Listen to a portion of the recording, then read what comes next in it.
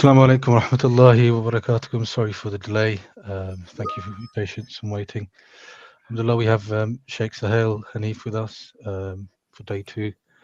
He's been with the Fountain Institute for a number of years, delivering lectures, and most recently he was part of the faculty at the Cambridge Muslim College before he transitioned into a commercial role as Chief Executive of the National Zakat Foundation. Shaykh Sohail, Assalamu alaikum. Assalamu alaikum wa rahmatullahi wa barakatuhu. I've been keeping an eye on your social media. You're a very, very busy man lately, so very honored to have your time. I'm not very good on the social media, but I tell this No, thing you're that learning. I'm impressed. I've started writing now, so Alhamdulillah. I find it quite stressful writing that kind of stuff. Sure, maybe that'll be for a podcast sometime. We can discuss that. But yeah, next 20 minutes or so are yours. Inshallah, whenever you're Alhamdulillah, ready. inshallah, jazakumullah khairan. I know I'm wearing a hoodie, but this is my Muslim hoodie. It says Badr on it. It's from Karima Institute. It's my Battle of Badr hoodie. Okay, Bismillah ar-Rahman ar-Rahim. Alhamdulillahi Rabbil Alameen. Wa sallallahu wa sallam ala Sayyidina Muhammad wa ala alihi wa sahbihi wa sallam. Allahumma la ilma lana illa ma 'allamtana innaka antal alimul hakim. اللهم علمنا ما ينفعنا وانفعنا بما تعلمنا وزدنا من فضلك علما إنك على كل شيء قدير. ربنا آتنا من لدنك رحمة وهيئ لنا من أمرنا رشدا. بسم الله الرحمن الرحيم. السلام عليكم ورحمة الله وبركاته. Really warm welcome to what seems like quite a unified start to Ramadan, which most of what I've heard, maybe I'm mistaken for some people here, but most people here will be starting their fast tonight. Ramadan will be starting by the time we're finished with our session, really. So it's quite a momentous occasion to be here today, to be preparing for this blessed month. I ask Allah subhanahu wa ta'ala to make it a blessed month for all of us. And to, despite whatever distractedness we might feel, that Allah subhanahu wa ta'ala blesses us with regular and continuous and deep moments of purity, connection, growth, and insight throughout this blessed month. I ask Allah subhanahu wa ta'ala to inspire us all with what to ask and how to ask, and the best of works and the best of moments, inshallah ta'ala. The trick in Ramadan, and I say this to you because in the space I currently occupy, it's the busiest work period of the year is Ramadan. But all of us will have moments of busyness, I think. So the trick is, which I'm saying to myself primarily, but maybe it's useful to others here, is to intend well with our work so that our busyness is dhikr, and every so often to renew that intention, to remember that the busyness, whether it's meetings, whether it's childcare, whether it's, then all of that we keep offering it as a dhikr to Allah subhanahu wa ta'ala. Then the whole month will be the month as it should be. The mistake we make is when we talk about the worship time as the ritual time, and we forget that all time is for Allah subhanahu wa ta'ala. And sometimes the work that we're doing is of no less importance in the sunnah of our Prophet sallallahu alaihi wasallam, and in the emphasis of his teaching sallallahu alaihi wasallam, than the things we would associate as worship time. So it's just to remember the centrality of how much he's taught, because he made our lives sacred. He filled our lives with meaning. And it's our short-sightedness that we sometimes take that meaning out and think it's only in when we're reading Quran or when we're doing Taraweeh or related matters. I mean, our goal is really to bring that meaning into everything and to remember that meaning and the meaningfulness that he's brought into our life. Sallallahu alayhi wa alihi wa sallam. So that's just some things to keep in mind. For myself and for you all in this blessed month. Another thing to keep in mind is that Allah subhanahu wa ta'ala says to our Prophet sallallahu alaihi wasallam, قُلْ إِن كُنْتُمْ تُحِبُّونَ اللَّهَ فَاتَّبِعُونِي يُحْبِبْكُمُ اللَّهُ وَيَغْفِرْ لَكُمْ ذُنُوبَكُمْ. Say, if you love Allah, then follow me. He will forgive you your sins. And so the follow me part is something to keep in mind as we start this blessed month, which is, what does it mean to closely follow? Ittiba'. Ittiba' means to closely follow. If you're in the jungle or in the wilderness, it means to really look out where are the footsteps, so we can step where those steps are and we are closely following. And so if you're in the jungle closely following, where the foot has stepped is actually more a sight of your focus than the fact that, oh, that's a nice tree there, and oh yeah, that's that's the easy way, the way of there over that dune. You're more concerned where the foot has stepped than your own preference almost of what's on the terrain. And so what I heard from a Shaykh about a month or so ago, just to remember that in all of our followings, to keep him in mind, sallallahu alaihi wasallam, as much as we can, because ultimately why are we fasting? It's because he has stepped here in the fast of Ramadan.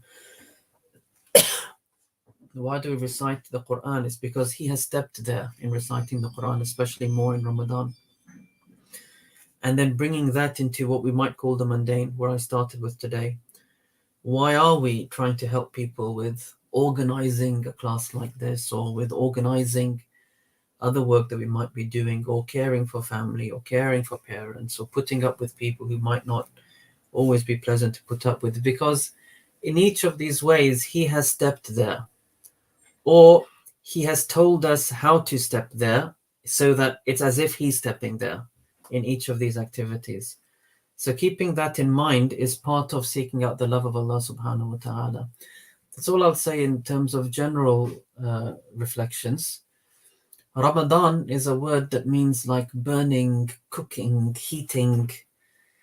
شهر رمضان الذي أنزل فيه القرآن هدى للناس. So it's this period of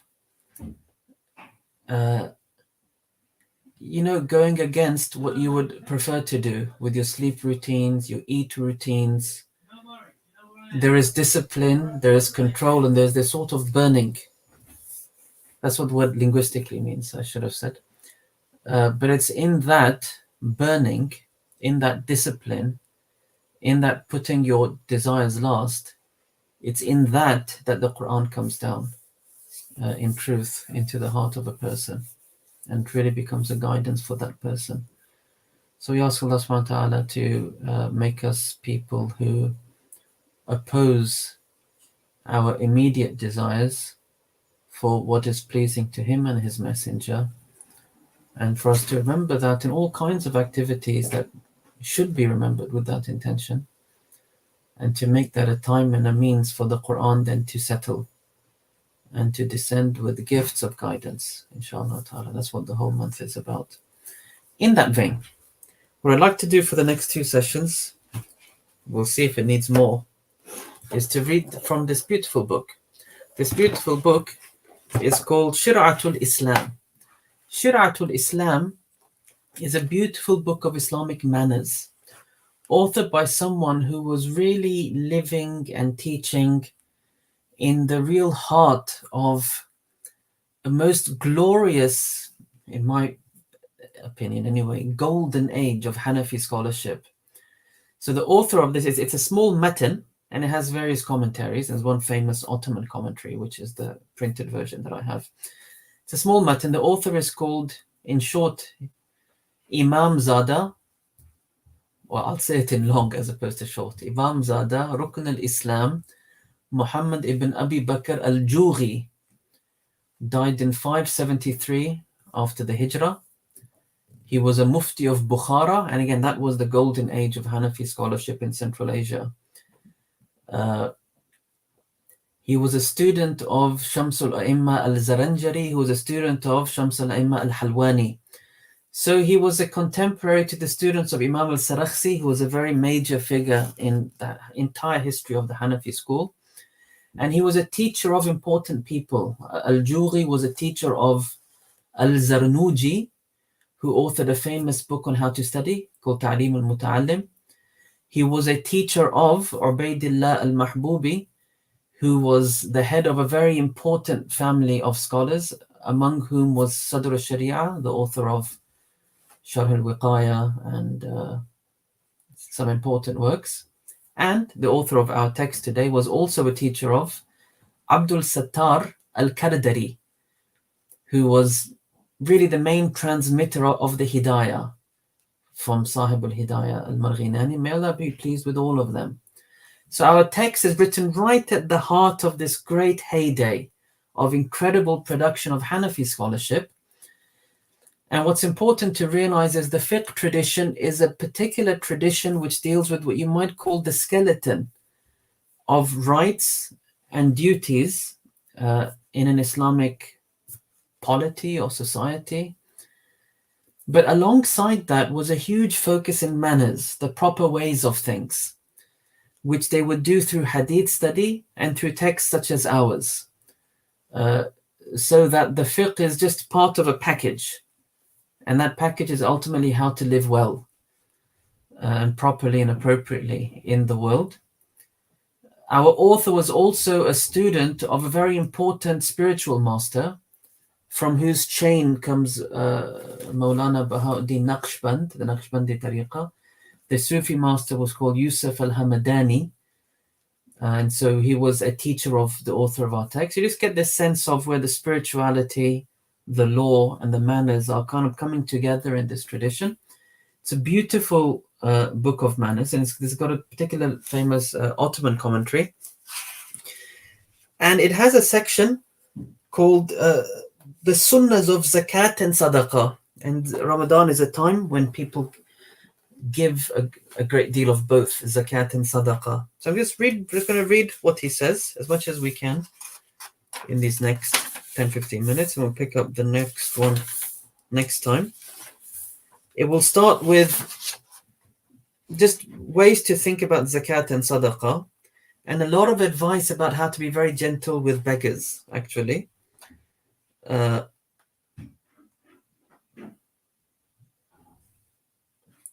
And then next time, we'll look at types of Sadaqah and also manners of begging, which will be important, because then at the end of it, we can talk about just that whole theme of interacting with beggars, actually. So it's a short section, and that's the end of it. And later in the book, he talks again about manners with neighbors and manners with others, which also is sadaqah in the broader sense. Just a few remarks here. So he says, Bismillah ar-Rahman ar-Rahim. He starts off by saying, Az-zakatu hisnul mal. Zakat is the protection of wealth. Our commentator quotes a hadith that says, protect your wealth with zakat, cure your sick with sadaqah, and prepare, thereby, and prepare for the types of affliction through dua. And so zakat and sadaqah have always been seen as, and he'll stress this in different ways, the main beneficiary is the giver, not the recipient. You're doing a favor to yourself before you're doing a favor to anybody else. And that's at the heart of what the chapter is about. You are doing nobody a favor, you're doing yourself a favor. And that's the most important thing to realize. And you will be the first one to suffer when you withhold zakat and sadaqah. So then he says, back to the matan, وَهِيَ قَرِينَةُ الصَّلَاةِ وَلَا يُرْفَعُ إِحْدَاهُمَا إِلَّا بِالْأُخْرَى. Zakat is the peer, the partner, the companion of salat, and one of them is not raised without the other, which basically implies, and there's a statement from Abdullah ibn Mas'ud to this effect as well, which said we were ordered to pray and give zakat. He who doesn't give zakat has no prayer. And the statements like that from the Salaf, and he's hinting at that as well, that salat is not raised without zakat, zakat is not raised without salat, that they're so central in Islam, they both have to be in place. Don't think you're doing something great with salat if you haven't got zakat sorted. And obviously the other way around. So just the absolute sheer centrality and the sheer connectedness of salat and zakat. They come side by side about 28 times in the Holy Quran.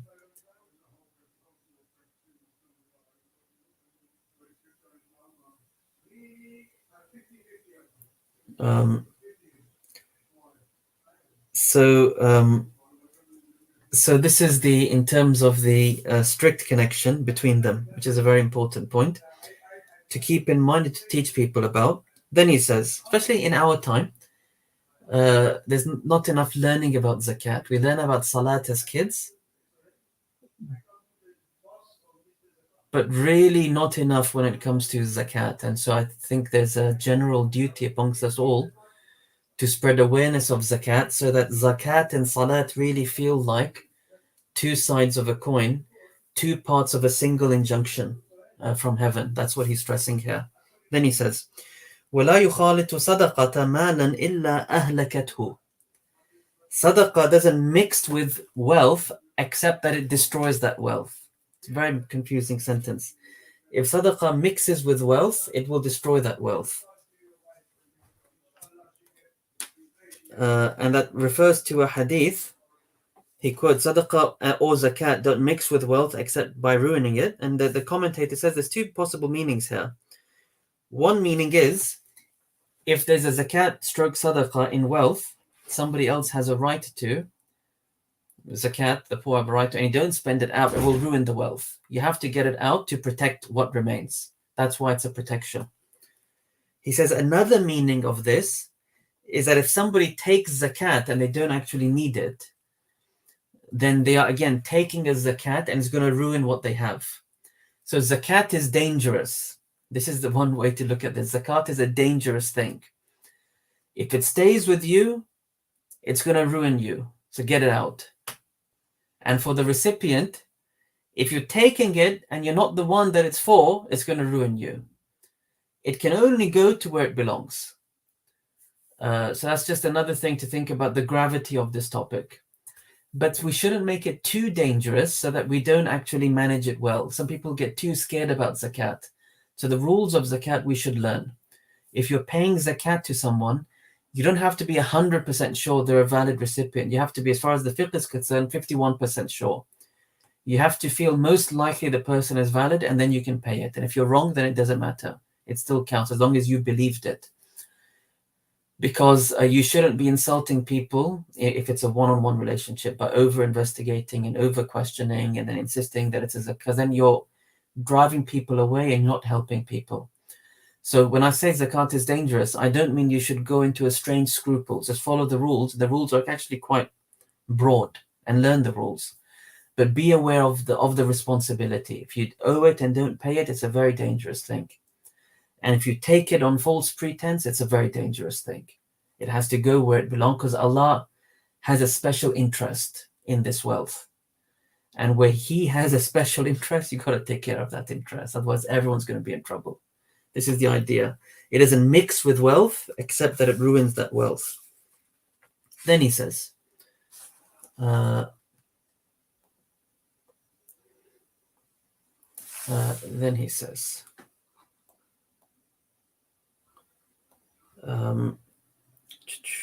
أَنْ يَنْصِبَ السُّلْطَانُ الْأَعْظَمُ مَنْ يَجْمَعُ الصَّدَقَاتِ مِنَ الْأَغْنِيَاءِ وَيُفَرِّقُهَا إِلَى الْفُقَرَاءِ وَلِهَذَا السَّاعِ أَجْرُ الْغَازِ فِي سَبِيلِ اللَّهِ.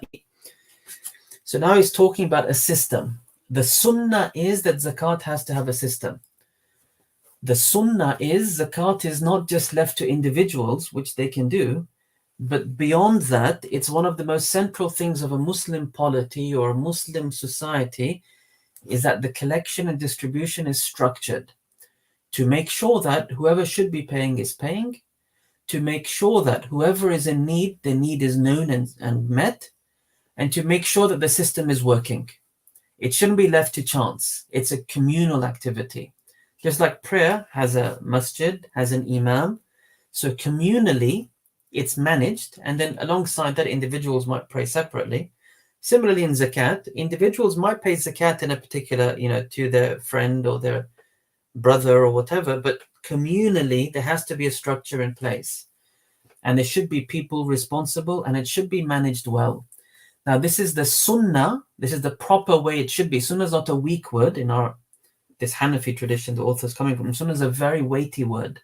It's the way of this ritual, is that it should be done in this manner. If there's no sultan, then that's where we'll have to figure out how to do this. Generally, the fuqaha say where there's no sultan, there should be communal level organization.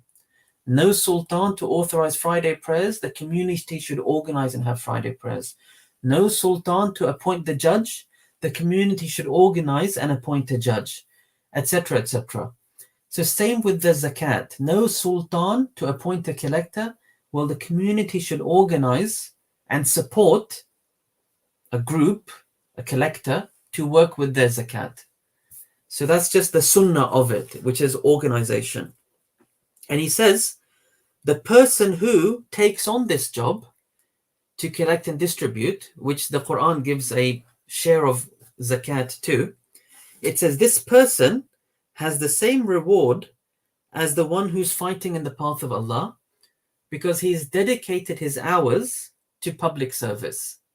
The fact that he's getting a salary from zakat, which is what the Quran gives this person, doesn't diminish from the fact that this person has dedicated him or herself to public service. And in so doing, they are like a ghazi fi sabilillah. Good. And he quotes a hadith to explain this point, that the one who is working in the sadaqah, i.e. gathering the zakat in this way, in a proper way, for the sake of Allah, is like a warrior in the path of Allah until he returns home, until he finishes his day's work, or that season of work. Then he says, وَيَأْخُذُ الْمُصَدِّقُ مِنْ أَوَاسَةِ الْمَالِ دُونَ الْكَرَائِمِ وَالرُّذَالِ. So then, what does the collector do? The collector is meant to collect not the best of people's wealth and not the worst, but the middle. And this applies more clearly when we talk about animals. You shouldn't take the fattest animal or the thinnest animal, the middle animal. So people should think you're taking fairly. Nowadays we pay in money, so it's hard to see. It's not about nowadays. It's just in the economy, which is trade-based, the zakat is paid in money, and all money is the same. But in an agricultural or an animal economy, then there's qualities of wealth, and the quality should be middle. So no one has a negative exchange. Then he says, وَيُعْلِمُ صَاحِبَ الْمَالِ لِزَكَاتِهِ شَهْرًا لَا يُجَاوِزُهُ. And he gives the zakat payer a month, not more than that, so that there's no undue delay. So you have a month, I'm coming in a month's time, or your date is here. It shouldn't be too long, but there should be some warning that I'm coming to collect. So some management of how this person manages the public without giving too much of a delay. Then he says about the payer, وَيَطِيبُ الدَّافِعُ نَفْسًا بِأَدَائِهَا دَفْعًا لِلشُّحِّ.